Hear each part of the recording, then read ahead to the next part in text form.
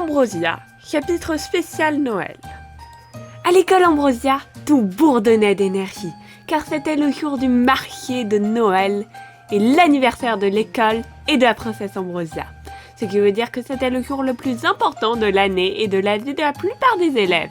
Surtout qu'Ambrosia elle-même était là, à l'école Ambrosia. Elle vendait même des objets qu'elle avait faits. Ne saurais jamais ce que sont ces objets. Des milliers de citoyens étaient aux portes de l'école, attendant impatiemment l'ouverture du marché de Noël. Le cœur d'Ambrosia tambourinait dans sa poitrine. La panique la prenait. Et si elle décevait tout le monde? Et si elle faisait une erreur si extrême qu'elle devenait la honte du collège Ambrosia pour le reste de l'éternité? Elle était tellement nulle, même si elle était la mec la plus puissante qui ait jamais existé. Vous êtes tous prêts? Non! Ok. Non mais faites-le quand même, hein? Ok. Dès que les portes s'ouvrirent, une immense file se déplaça vers le stand que tenait Ambrosia. Elle était tellement longue qu'elle faisait le tour de la capitale, passait par le royaume des démons, puis allait dans le comté des rats et allait même jusqu'à Pyria, le royaume des dragons.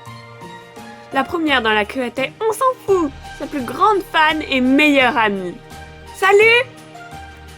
Salut Ambrosia! J'aimerais acheter tout ce que tu as fait. Des plaintes et des grognements retentirent. Tout le monde était venu ici pour acheter des objets faits par l'incroyable Ambrosia, l'enfant de la prophétie. Il refusait qu'une seule personne prenne tout, car le capitalisme c'est nul. Ambrosia sentait les larmes monter à ses yeux. Elle se leva et s'enfuit vers l'intérieur de l'école. Elle entra dans une salle vide, au hasard, et se roula en boule sous un bureau. Elle se mit à sangloter. Elle avait tellement eu peur d'échouer, et elle avait eu raison. Encore une fois, elle a toujours raison, sauf quand elle pense qu'elle est nulle, parce qu'elle est parfaite, sauf que là, elle pensait qu'elle allait faire une erreur et avait raison. Ça n'a aucun sens, mais vous avez compris. Les objets qu'elle avait fabriqués pour le marché de Noël étaient censés rendre tout le monde heureux, pas triste. Et la princesse aussi était triste. C'était le pire Noël de sa vie. Pire encore que le Noël où sa première famille adoptive qui était très gentille avec elle avait été tuée par un ours. J.K. Rowling avait bel et bien eu raison sur une chose dans sa vie.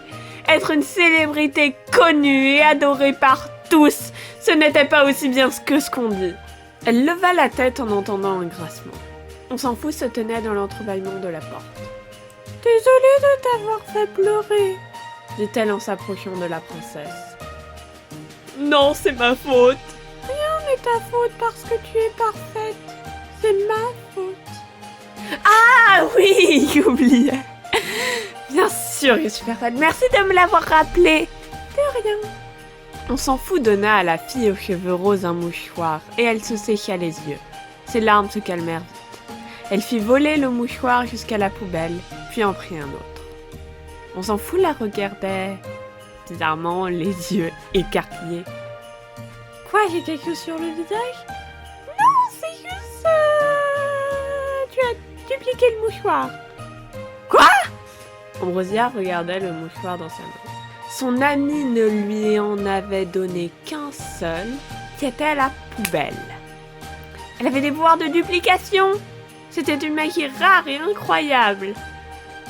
Pas aussi forte pour briser des crânes que la plupart, mais c'est quand même assez utile.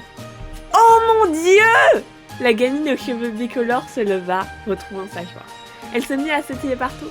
Ça veut dire que je vais dupliquer la magie que je sais faire pour les donner à tout le monde! Waouh! T'es trop intelligente! Je suis trop... Je ne peux pas accepter tes compliments. Mais merci quand même. Bon, allons rendre les créations de la grande et incroyable Ambrosia à tout le monde. Ouais, allons-y! Elles se prirent la main et coururent à la cour de récréation. Elles retournèrent au stand d'Ambrosia. Ceux qui attendaient commençaient à s'impatienter. Les deux filles commencèrent à distribuer les décorations de Noël qu'avait fabriquées Ambrosia. Au bout de 34 heures, Tout le monde avait réussi à acheter ce qu'il voulait et l'école avait récolté 25 milliards d'euros. Ambrosia était exténuée. Elle avait à peine assez d'énergie pour rentrer chez elle. Dès qu'elle arriva dans sa chambre, la princesse écroula sur son lit et s'endormit sans même se changer. La fille se leva pleine d'énergie, fit une petite danse et prit un autre pull moche de Noël à la place de son pull moche de Noël d'hier. Elle alla dans le salon et entendit des voix criant « Joyeux anniversaire! Joyeux anniversaire! Joyeux anniversaire, Ambrosia! Joyeux anniversaire! » La lumière s'alluma et Ambrosia vit les visages des chanteurs. C'était ses meilleurs amis, Jean et on s'en fout, et Nectarine qui n'était pas son amie. Elle était tellement heureuse que ses amis lui aient préparé cette fête d'anniversaire. Certes, elle n'était probablement pas aussi belle que celle que ses parents allaient lui préparer, mais c'est l'intention qui compte. Merci les amis et Nectarine. On voulait faire une plus grande fête, mais on s'est dit que tu allais déjà avoir une giga fête cet après-midi, donc il fallait mieux faire une petite fête juste pour nous, ajouta la fille aux yeux roses. Jean avait préparé le gâteau, on s'en fout avait ramené 365 cadeaux et fabriqué toutes les décorations pour l'anniversaire, et même Nectarine avait ramené quelque chose, le drapeau des fans d'Ambrosia. Pour une quelconque raison, Jean n'a pas arrêté de rire depuis qu'il a vu le cadeau du roux. Même si ce n'était pas une fête spectaculaire, Ambrosia passait un superbe moment avec ses amis. C'était le meilleur Noël/anniversaire qu'Ambrosia avait jamais eu. C'est l'heure d'une chanson de Noël! S'écria un. Non! Répondit deux fermement.